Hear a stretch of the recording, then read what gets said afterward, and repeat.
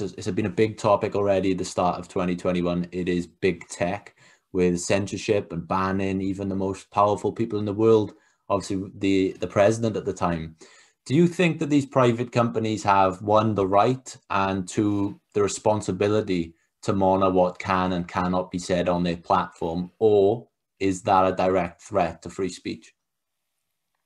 Well, what I would say is that free speech is paramount, and the fact that our speech is now so thoroughly online means that the protections have to, in one way or another, extend to the online environment.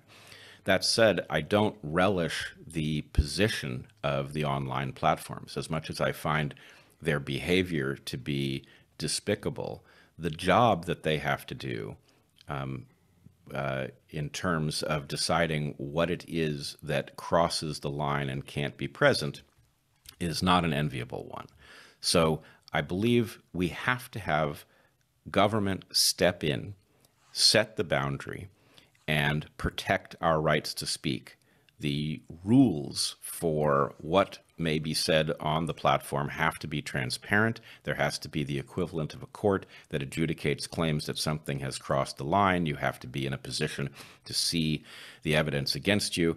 All of those protections that we Americans are so used to deriving from our Constitution have to be extended into the new online world. And my fear is, because government in the US has been so thoroughly captured by powerful economic interests, that it will be impossible for anything as wise as the Constitution to be generated for the online environment, because there will effectively be a feeding frenzy in which those with great power seek to amplify it and jockey for position with each other in creating rules that give them further advantage.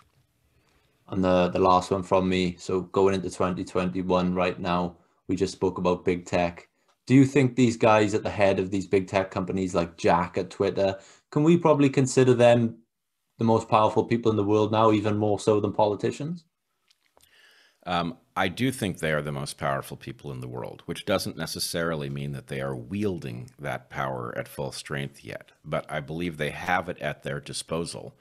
And if they are wise, they will recognize that they don't want it, that the responsibility of having that kind of power when they have simply normal levels of human insight and wisdom is frightening.